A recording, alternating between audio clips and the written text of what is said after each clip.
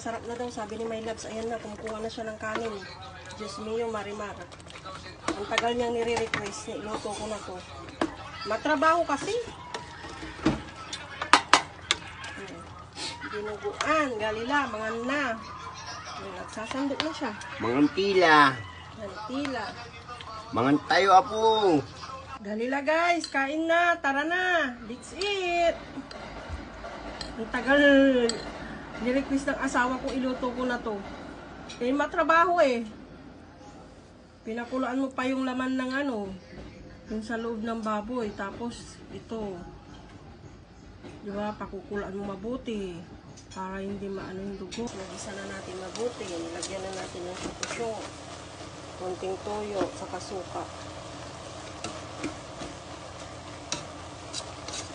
Para malasa. Hindi maamoy yung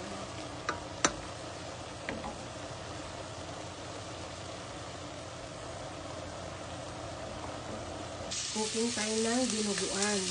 Request ni My Love. Ito ko na daw yung dinuguan kasi ang matagal na. Ayan, nagkito na. Lagyan natin ito. Nilaga ko naman natin.